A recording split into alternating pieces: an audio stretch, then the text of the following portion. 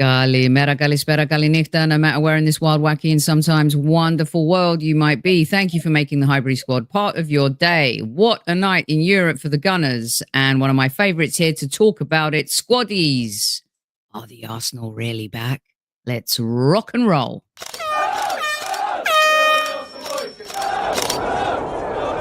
Mind the gap between the train and the platform. Please stand clear of the discussion doors. The next stop is Highbury Squad.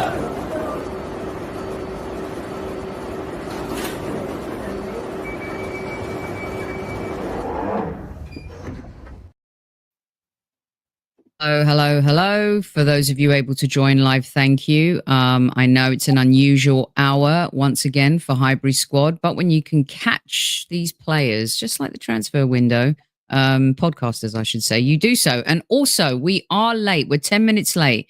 So those of you who've ducked out, duck back in. And those of you listening on replay, which many of you will be, thank you so much for making the show part of your day. Dan, I'm going to have to start by saluting you and welcoming you back to Squad Central at ease. Big up, Soph. Big up. Apologies, people. It's my fault we're late. The audio was so bad on my side, and I don't think I've sorted it out from what Sophie's telling me. So apologies if I'm not as clear as I usually am. Hopefully it's not too crackly or bad, but big up to everybody that's here. Make sure you hit the like and subscribe, and thank you, Sophie, for having me on. Of course. And you have audio issues. I look like I'm 2 minutes behind. I'm talking issues. So this is basically a nice midweek musings shit show, but you're going to have to give us both a yellow card, Dan. Go for it. I'll take it. I'll take the yellow. I'll take the yellow. Listen, I'm not saying it's a David Coote type yellow card, but I'm just saying it's a legit yellow card. Squaddies, for those of you who've joined, thank you so much. Welcome to the show. Dan, before we get stuck into the midweek musings, and we're going to power through these, I've got 5 for you to tackle tonight. I think we've got to be careful about what we say, but we have to say something about this David Coote thing. This is outrageous. We've taken the piss out of Syria for years. We've mocked South American football, and here we are on our doorsteps. They told fans they're crazy. There's no corruption. You guys are just going mental. It's not just about... What is your take, in a nutshell, with kind of treading carefully about this story that's brewing? Yeah, it's getting worse for David Coote, isn't it? I mean, every day he wakes up, he must be thinking, oh, what else is there to talk about? If I'm honest with you, it started off for me making comments and thinking, yeah, pretty of a silly boy really doing that in front of a camera. You never know who's ever going to see that. Once it's done, it's done. Then they come out the facts that he was on some form of intoxication, I suppose is the word to use, whether it be drugs, alcohol, or mix of both. And now there's this corruption stuff that's come out as well. I don't care what anyone says, Soph. I think there is corruption of some kind or favoritism of some kind. And I think the only option is to bring European refs over now, because I don't really want somebody up north commentating or refereeing, on Arsenal and Manchester City games. I don't really want them commentating on refereeing. I keep saying commentating, I mean refereeing on Manchester City games, Liverpool games, because they're the two teams that we're going to the title for. And if they are a Liverpool fan or a Manchester fan, I don't want them anywhere near the games that I'm involved in. And it's hard to tell a referee, I know you're a Liverpool fan, but you can't referee Liverpool games. Okay, no problem. But you can referee the Man City games. You can referee the Arsenal games.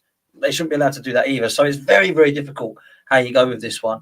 And look, I've been out most of the day filming, so I haven't actually seen the whole headlines of what's been going on. All I've read what I've seen, but it doesn't look good for it. And I do think that now Liverpool fans, in particular, because of the David Coote situation, have basically been told, this is why we don't like refereeing. And I've always believed wholeheartedly, Soph, that it's been incompetence, not corruption. When you start seeing stories being leaked about, actually there might be a route to go down there, we can't really defend it much, can you? And I've always said when referees come from up north in England, they never support Liverpool, do they? Or Manchester United or Manchester City. They're always a Huddersfield fan or a Tranmere fan or an Oldham Athletic fan. rubbish. Like, let's just be real. They love Premier League football. They referee Premier League football. They're all Premier League football fans. They are going to support Man City, Man United, or Liverpool. It's just clear, because they're the three biggest clubs up north. So I don't like it. I personally don't have anything wrong with European refs coming over. I actually will say it now, not just because Arsenal won last night. I thought the referee was really good last night.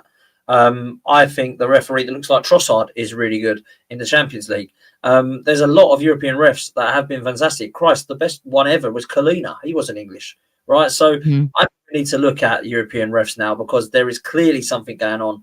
Whether it's total corruption that people were saying it is, or going over the top about, there's something that's happening, mate. There's something that's happening, and it's not looking good. No, it's not looking good, and we'll see how this story unfolds. You know, players, you look at what happened to Tony, you look at what happened to Pogba, you know, same standards for the referees. Right, let's get stuck into this. And by the way, you guys, apologies for Dan's audio. Something's up with his mic, but if you want to turn the volume down a little bit, don't you worry about it. The content will be worth it. Right, Dan, let's get stuck into our 5 musings of the week. I know that you've been through a period of being critical of this side, Mikel Arteta, of late. You haven't liked what you've seen. An absolute spanking of Sporting in Europe last night. Are the Arsenal really back? It's far too early, but the early signs are good, right? And I've always been a fan of our right-hand side, Soph, but my goodness, it is on fire at the moment. ØDEGAARD, SAKA, Thomas Partey has to get a mention for that as well, because he's kind of spreading the ball towards the right-hand side. And one of the players I cannot keep talking about enough, Timber. Oh, wow. I liked Ben White, but Benny Boy ain't getting in. Trust me. This kid is electric, man. He is incredible. This guy's on fire. And it's always hard, isn't it? Because when you find a favourite like Ben White is to a lot of people, I don't think I know any Arsenal fans that don't rate or like Ben White. You always think, oh, no, no, not my Ben. My Ben's getting back in. No, it ain't about that anymore. This is the Arsenal. Yeah, because when we went invincible, there was a lot of players that weren't getting in this side that I liked. I loved Kanu. I loved Wiltord. I loved Edu at the time. I had a lot of time for some of the youngsters coming through, Fabregas, Gal Clichy, Robin Van Persie, Reyes, Jose Antonio Reyes at the time. But trust me, this guy is special. This Jurriën Timber at right back, I'm not liking it. I'm loving it, as McDonald's would say. Honestly, mate, this kid is so good, man. He's on fire. And I think he's a better footballer than Ben White, but I already knew that as well, because just from using the eye test. But I think he's a better fullback than Ben White. And it's a bit harsh to say that on Ben, because I'm a big fan. But my God, I think we're looking at him now. The athleticism of him, his ability on the ball, his link-up play, his attack play, the fact that everything seems to go down him or through him. Against Forest and now last night, he had a brilliant first half, absolutely amazing first half against Forest. Last night, just as good.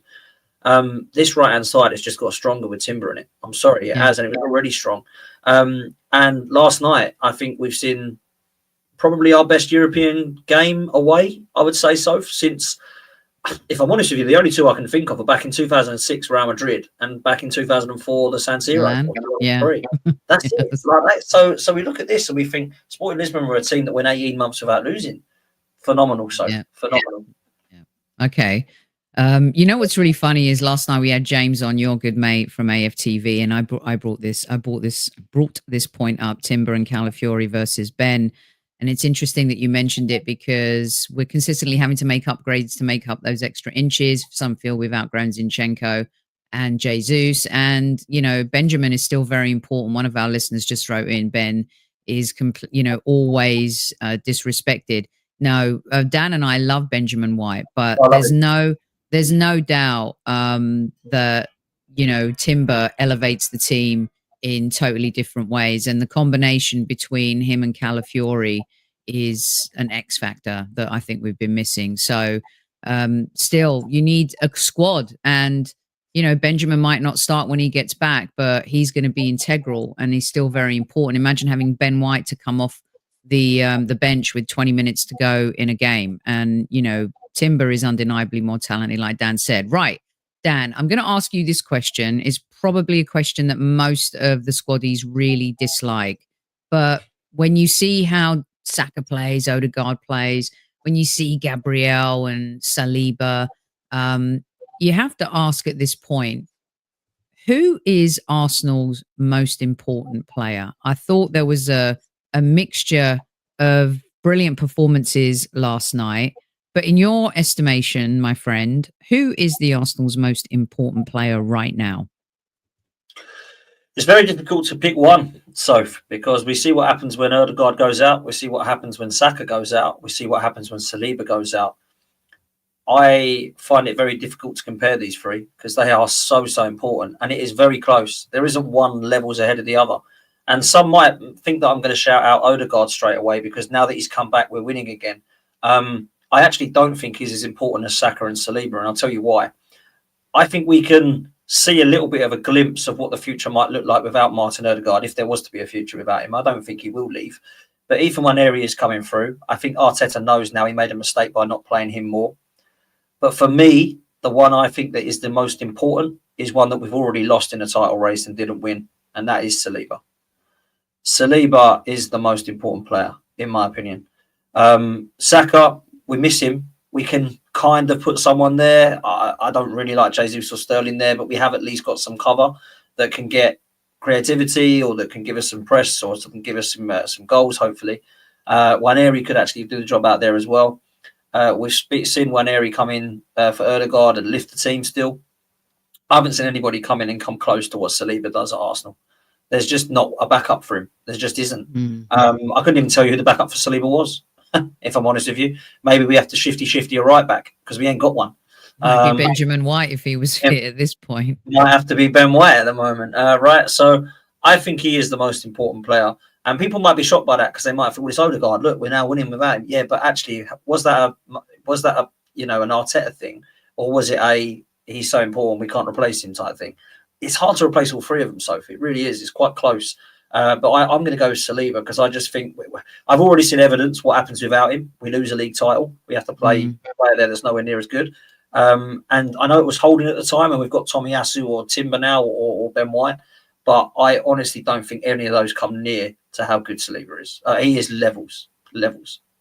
And when, Real Madrid are sniffing around a player like that, and I think this is a really hard question to answer because we've had no creativity without ÖDEGAARD. We look completely different with him in the side. I think he is the best midfielder in the Premier League right now, maybe Europe. SAKA, he's had like 17 involvements in goal situations this season, 5 goals, 7 assists.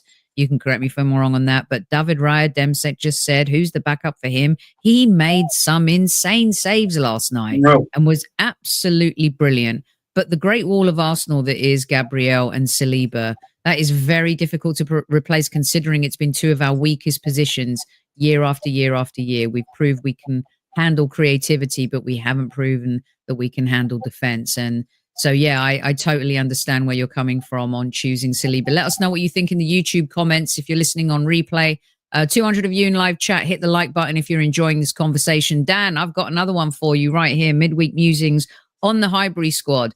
You and I spoke 2 or 3 times this season. We had one in-depth conversation about Martinelli Trossard. You wanted Trossard to start. I wanted Martinelli to play out of his funk. We both, though, agreed that Trossard has been a super sub. Have you changed your mind about Martinelli versus Trossard? Do you think some Arsenal fans should lay off Gabby at this point? What is your take as it stands? Yeah, Gabriel Martinelli seems to be a little bit of a scapegoat, doesn't he, really? When there's not just him that's putting in some of the bad the bad form of late. Okay, I'll say this. I think Trossard's a sub, and I think Martinelli's a starter. The reason I was calling for Trossard to start was because Martinelli had fallen off a cliff and was stinking out of the place. That was the only reason I wanted Trossard. But Martinelli, everyone knows, is one of my favourite players and has been for the last 3-4 years. I just don't think he was cutting the mustard. The problem I've got is when Trossard has come in, he hasn't really impressed me either, if I'm honest. And not as a starter anyway. I think it's unfair to say he hasn't done much because he has scored goals and he's been quite vital and pivotal to us, to be fair. But always from the bench. I mean, we saw last night, he's come on again and scored from the bench, come on against Villa, scored. And I think that was the turning point, really, was he kind of did that celebration, which basically suggested, look, I'm brilliant and I'm not starting. I didn't like that. I've got to be real, I didn't like that. A lot of people thought that was really good. And yeah, see, Mikel, you got to play him. And I actually thought, do you know what? Like, do your talking on the pitch. You don't need to do silly celebrations like that. Say, look at me, I'm superb. Because since then, he's gone downhill. Yeah.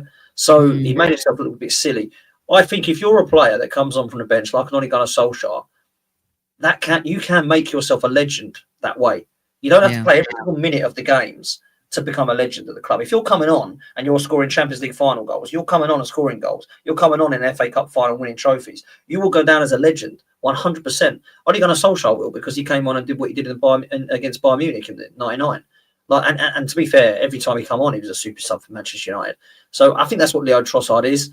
I still think a left winger is going to come in the summer. I think Arteta's wanted one for quite some time now. We wanted Nico Williams. He wanted Mudryk. Whether you want those names or not, he wants a left winger, and it ain't going to be Martinelli or Trossard.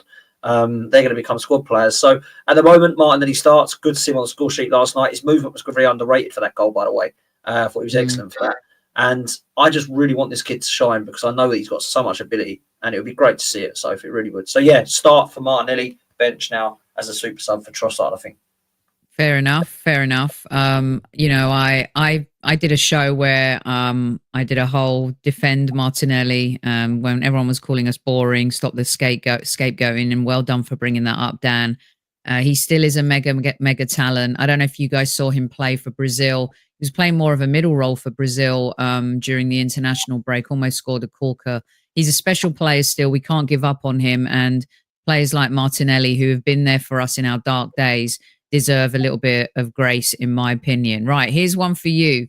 Dan Potts has been screaming to anyone who will listen, and the thousands of you do listen on his show and his channel, almost to 30,000 subscribers now. Well done, POTTSY. Answer this. I'm not even going to say it. What do you want, Gyokeres at Arsenal? Look, I'm glad you've asked this, actually, because it's a really good question. I see a lot of people asking about this last night and this morning. The answer is yes, I would still want him at Arsenal, and I'll tell you why. I would want Haaland at Arsenal. I think a lot of people would probably want Haaland at Arsenal. He's fantastic. I don't quite like him, but I think in terms of a goal scorer, he's unreal. And he was shocking against Arsenal, against Gabriel and Saliba. And what people aren't looking at is how good Gabriel and Saliba were last night to keep him quiet. And that's a huge compliment to Arsenal and our centre-halves, by the way. I thought Gabriel was a monster again last night. And Saliba just was Saliba. And the minute that Gabriel went off, Kivior come on. This isn't to slate Kivior, by the way. But Gyokeres got in, didn't he? Turned him, got him behind him, shoved him off, used his pace and power. And I think Raya actually gets a touch to put it onto the post. That is what he can do.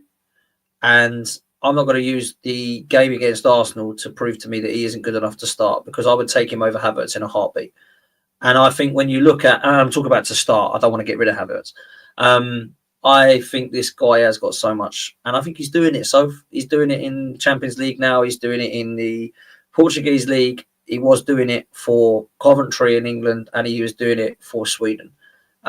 He's phenomenal. I still rate him. I don't think Sporting played well last night to his attributes. I don't think they were pumping the ball into him at all.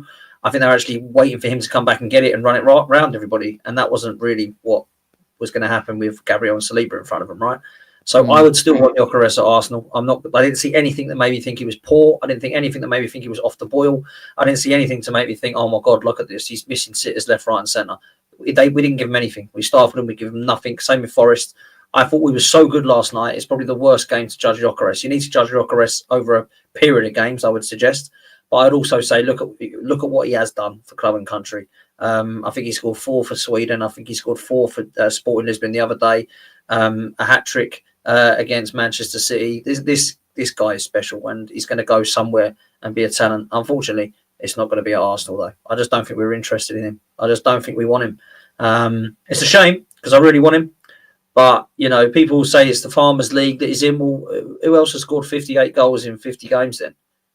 Who else has done that? If there's a Farmers League, everyone must be doing it. It's easy to do. I can't see anyone doing it in the Portuguese League other than one man. He's on absolute fire. Well, as Dan's words, fair enough. Fair enough. I do think, though, when there is something to that, though, Dan, because he's not facing world-class defenders week in, week out. And last night, this is a team that spanked Manchester City. And I don't care what anybody says, okay? It's the same players, same system, and they could moan all they want about losing their manager, but this is the team that spanked City in the Champions League. And Gyökeres and that attacking force were on fire. We nullified him. And so for me, only a small asterisk. How do you perform week in, week out against world-class defenses? And that was the only glaring thing for me. I think that he was great in spaces. He found pockets. He never gave up. And that's the one thing that I really loved about his performance right till the end. And you saw with Kivior, who gave him a little inch, David Raya saved Kivior there as well. But yeah, for me, how does he perform against world-class defenders week in, week out? And you saw what he did and they did to Manchester City. So definitely a player that is destined for good things, as you said, Dan, but maybe the Arsenal are looking elsewhere. I think what I don't quite understand is, I quite like that Gyökeres. What, the guy from Coventry? Oh, the guy that's now gone to, the guy that's now gone to Portugal. Yeah, the Portuguese league. The guy that's now scoring in the Champions League. Yeah, 2 were penalties. The guy that's now doing it for Sweden. Yeah, but it's Sweden. They're rubbish. It's like, wow, what does this guy have to do? Everything that he does is like poo-pooed. It's bizarre. Yeah. I don't get it. I think the guy's just delivering at every level. We have to put our hands up and say he's probably not going to be at Arsenal, but he's going to be a top player. I don't think we're looking at him, but I would like to be. I think he's fantastic. Yeah, I also love that celebration too. It was absolutely gold. It was so gold. I love it. I think I have it. Yeah, this one. It's just talk about when. What I love about this team is they have that shithousery. They have that we're going to prove you wrong.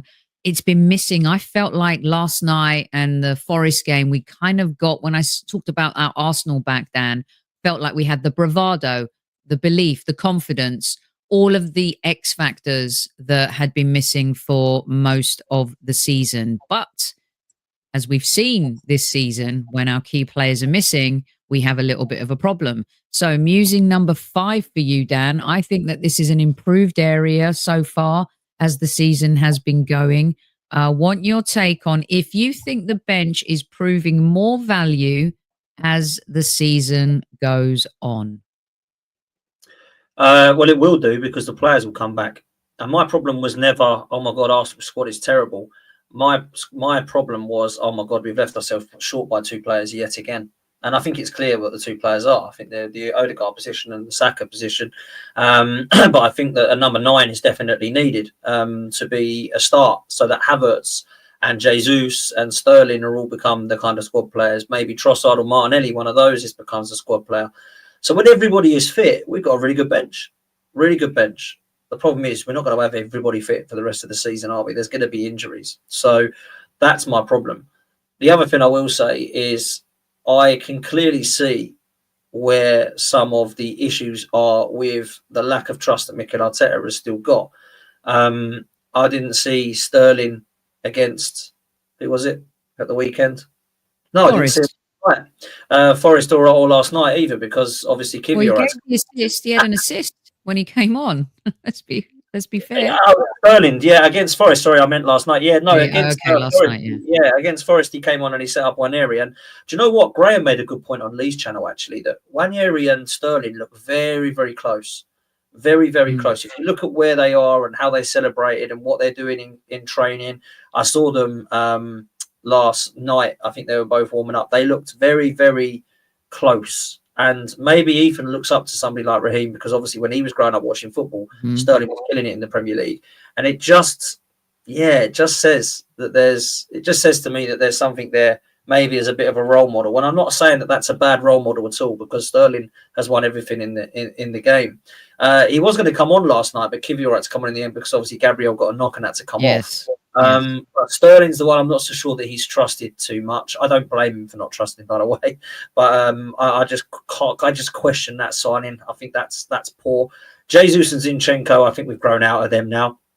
That's a big compliment to Arsenal. They're just not what I want to be seeing coming on or playing, if I'm honest with you. Manchester City did exactly the same thing 3 years ago. And when we bought them to try and get the Champions League. Well, we've done that now. We don't need Jesus and Zinchenko to get us top 4. We need players to get us across the line. And I don't know that they are good enough to do that. I don't mind Zinchenko coming on at 5-1 because he's going to be able to give us a little bit of something offensively. But I don't want to see him anywhere near the team when we play top sides and when we are 1-0 up or 0-0. I don't want to see him in the team. He's proven to me what he is, Zinchenko, and it's a pretty abysmal defender. I think he's like Kolasinac bad at defending. On the ball, I quite like him, but defensively, it's just a mess, really. So, yeah, there's a couple of players that I'm not quite sure on, so. But to be fair, it's going to get stronger as the players start coming back from fitness. So, yeah, we need to keep as many players fit as possible. And this was my problem. I said, this is fine this season if everyone stays fit. Injury. Oh, now we're short again, Dan. What happened? Oh, who knew? Well, you kind of did say that would happen when people get injured. So now the players are coming back. Of course, the bench is going to naturally start to look a bit stronger.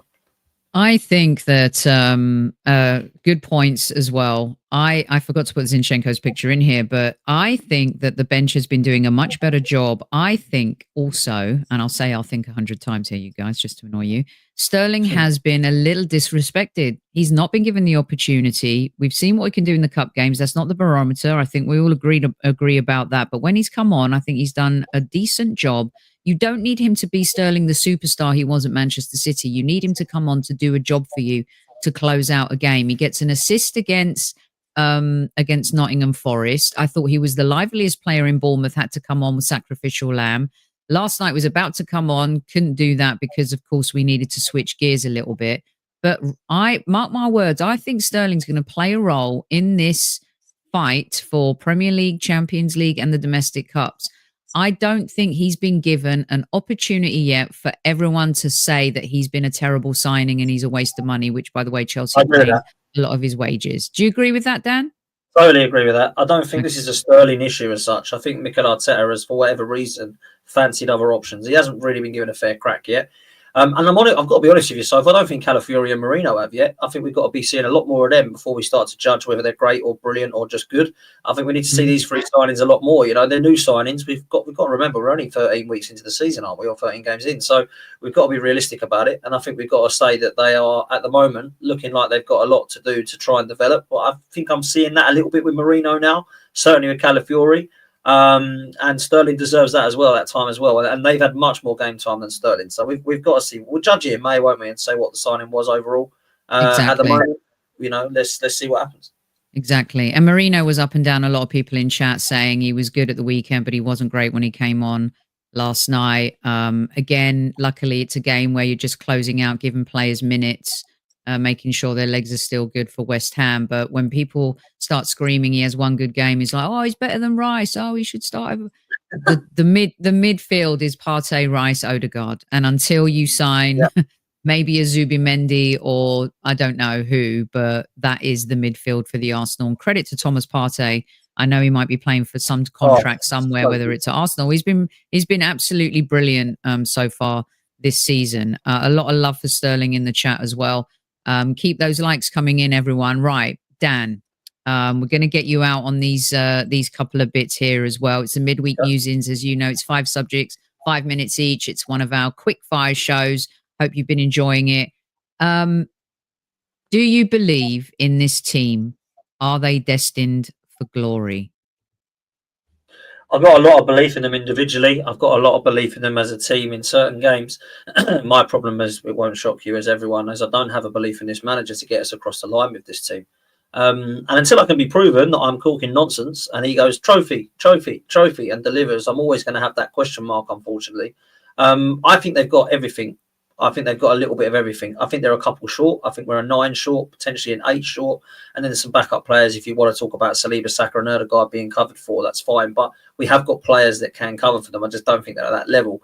Until we've got that, we can say that we aren't quite complete. But I don't think this Arsenal fan, I don't think you ever have a complete squad, Soph. I don't think you ever have, right, let's keep this team, because people move all the time, right? I mean, Partey and Jorginho might be off in the summer. We might look at Zinchenko and Jesus being moved on. They've been a part of this squad for the last couple of years. So I don't think you ever have a, right, let's keep this 18, you know, this group of 18 to 20 together now for 10 years. It doesn't happen like that. You know, you're always evolving. You're always trying to improve. But I think that although we're a couple short, I think this team is good enough to win a trophy. Whether it's good enough to win the Premier League, I don't know. I still think that that's a long way to go yet, personally, especially when you're 9 points behind Liverpool. Doesn't help, right? I think, though, going into this season, I was asked a question, because everyone thought Arsenal were going to be like challenging for the title from the off. Do you want the Premier League or the Champions League? I said the Champions League straight away. I want the Champions League. One, because we haven't won it. And two, because it shuts up Chelsea and City fans who think they're bigger than us, who clearly are bigger than us, but they can have we got European Cup and you haven't. And I just want that so badly, the one with the big ears, to just shut them up and say, we've got it now. Now we are bigger. Oh, yeah, you are. And they will know we're bigger because historically we are, right? And what we've won more. So the Champions League for me is key. And I think what it would do was it wouldn't just keep the players happy. It would prevent them from looking at elsewhere going, Real Madrid are winning Champions Leagues. They're going to do an X, Y, Z. We're winning Champions Leagues. And if you can win that one, particularly in the club's history and how bad and embarrassing, let's be real, the heritage of European football is at Arsenal for the size of the club, I think you've then got a great opportunity of keeping players very happy and going and winning more. I want to win domestic cups. I want to win that Carabao. Everyone laughs when I say that. I don't know why people laugh at that. That to me is the first one you can win, and it breeds confidence. But yeah, if I had to pick in order, it would actually be Champions League, then Premier League, FA Cup, Carabao Cup. Can this team do it? I think they can. I need to see this manager get us across the line with one of them, though, before I start believing massively and getting carried away. I agree with what you're saying. And the Champions League in particular, Dan, is definitely a feather that we need in our hat. We haven't won in Europe in 30 years. We've been really lackluster in Europe. Our pedigree is not comparable to the clubs that you mentioned or Manchester United by any stretch. And, they'll build a statue for Mikel Arteta if he delivers the Champions League. If he delivers that trophy, he's getting a statue, whether you agree with it or not. And I don't know why, but even though if we felt like more complete last season, I feel like in this format, we've got a better shot at winning it this season. At first, I wasn't sure about the format, but there's something about the way we enjoy playing in Europe. Sometimes some of the games slow down, which allow us to be able to kind of do that quick, champagne style passing. So there's no reason why Arsenal can't get at least go on better this year. Real Madrid haven't been great, but come on, we all know their pedigree in this competition. Bayern Munich seem to have found their feet a little bit maybe under company. PSG are a mess. Manchester City are a mess. You look at the Italian teams. I mean, I think this is a season where there could be a surprise winner, and why not it be us? Right, POTTSY, we know you got to go. But we've got to find out what you're doing on the show. But before you do, right, there's a lot of questions coming in for you. So what we're going to do with POTTSY in the next couple of weeks, we're going to do Q&A like we did with Tom and Harry. I love those types of shows. You guys have always got a lot. Some of you agree with POTTSY, some of you don't. And there's some really great questions coming in. Mark them. And then next week or the week after, we'll do a Q&A, and he'll give you all the answers. But I want to get you out on this one real quick. Pep looked like he had a fight last night. What is going? Okay, firstly, it's so glorious, isn't it? Seeing this, I mean, 3-0 down. It is just enjoy it, soak it up while you can, because I don't think they're dead. But was there a fight in that dressing room? He came out looking like Mike Tyson. Well, he said that it's himself, isn't it? He's scratching his head. He's putting what hair he has got left out, and he said that he cut himself. Look, I don't think he's had a scrap with the players. I really don't. I'd be absolutely astounded if that was the truth. I do think he's feeling the pressure, though, and why wouldn't you be? I mean, no manager, no matter how great or bad you are, has lost 5 in a row and winless in 6. Fergie didn't do it, Wenger didn't do it, Klopp didn't do it, Mourinho, Carlo Ancelotti, Conte. There's so many that you can go through that have not done what he's done. And he is one of the best I've ever seen. I've got to say it. I mean, Fergie's a better Premier League manager, but other than that, he's got to be one of the best ever, right? So I look at what he has done. It's absolutely outstanding, but my goodness, he's so beautiful to see. It is so beautiful to see. I actually lost £200 last night because I had Man City as my only team in the AKA that didn't win. And I had £200 coming in right until the last minute. And they let me down. But you know what? It wasn't so bad because it was quite funny still.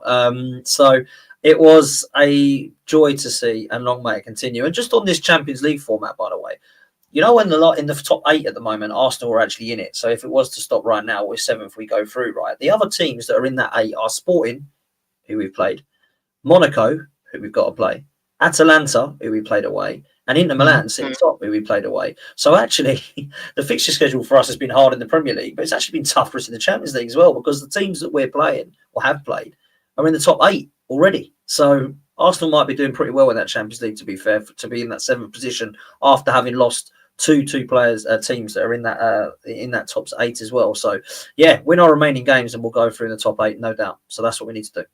Love it. Brilliant stuff from Dan. Dan, I'm going to let you go because I know you got to go. I've got a couple of housekeeping issues to do with the squaddies here at ease. Tell everyone what's coming up on the channel this week.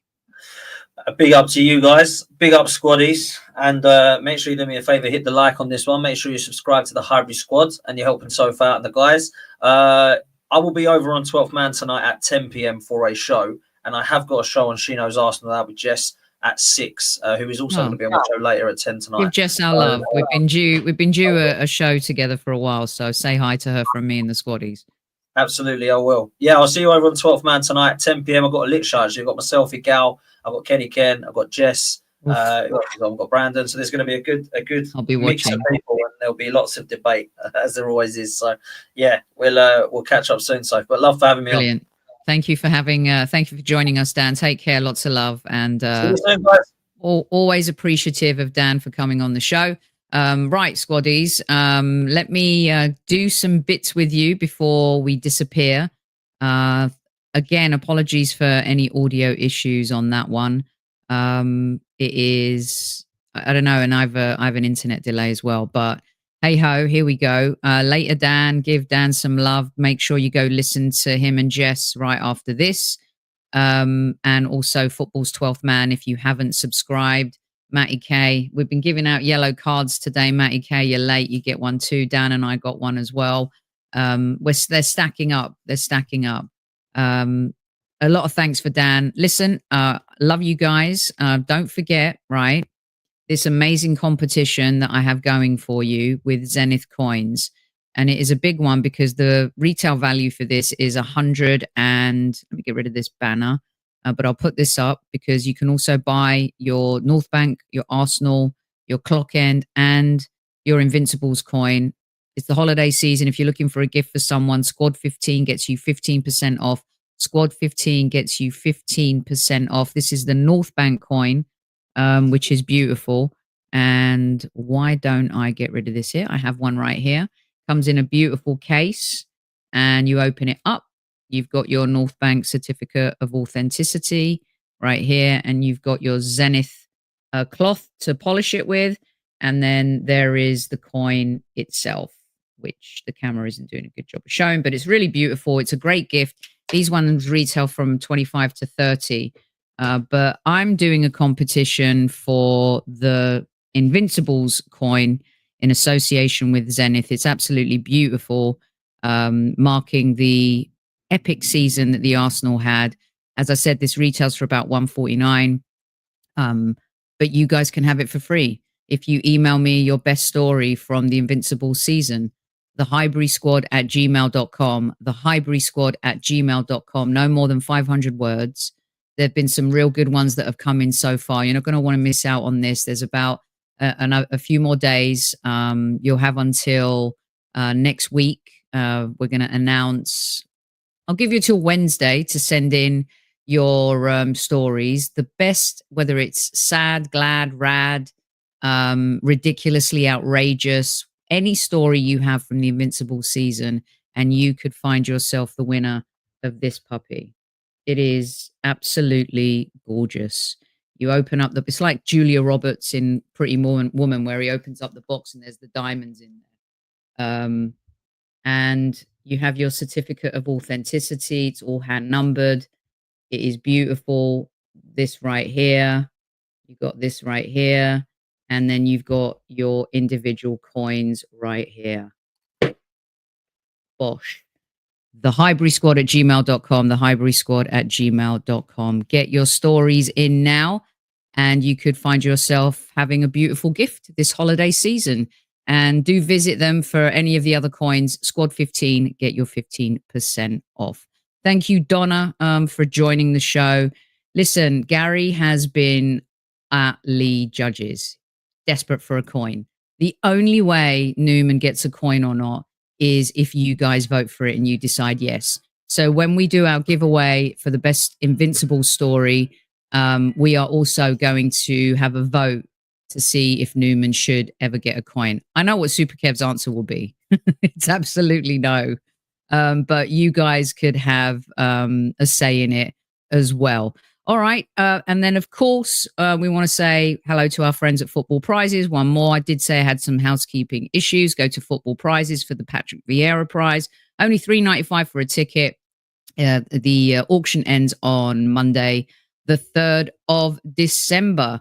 Go visit Football Prizes. It's a great way to start your memorabilia collection for absolute peanuts. It is Thanksgiving here in America. Tomorrow is Thanksgiving Day. So there'll be no show. Going to take it off, eat some turkey, get fat, and wear my elastic pants, Joey Tribbiani style. So I just wanted to give thanks to you, the squaddies, who have always made this show what it is. The Highbury Squad has always been the show for the people, by the people. I love the community we've built, the friendships that have been built across all cultures and all corners of the earth. So I wanted to give my thanks for you. Number one, for always being there. Number two, for sticking with the show. And Thanksgiving I love because it really is not about gifts. It's about being with family, friends, and giving thanks. So do me a favor, give thanks to someone you love and that you are friends with over the next few days. Let's spread love always. And as you guys know, there's only one rule on this show, and that is to tell your loved ones just how much you love them. Thanks again to POTTSY for joining Squad Central. If you missed any of our other shows, please make sure you go and listen to Monday Madness with James from AFTV, who was absolutely brilliant. And please catch the premiere of the Dickie Bow Thursday show with Lee Judges, which was a lot of fun and a little bit different from some of the stuff we do. Kyle will be back soon. Look out for the community page. On Friday, we've got our Ask the Gaffer show coming up. It's been a while since Paul Buckle, former Luton Town manager, has been on. So Paul will be returning to Squad Central on Friday, and we'll do a fun Q&A, ask him for anything, and we'll also preview the West Ham match as well. Love you guys. Happy Thanksgiving to our American audience. Always sending love to you, and at ease, squaddies, at ease. Galimnichta. Mind the gap between the train and the platform. Please stand clear of the discussion doors. The next stop is Highbury Squad.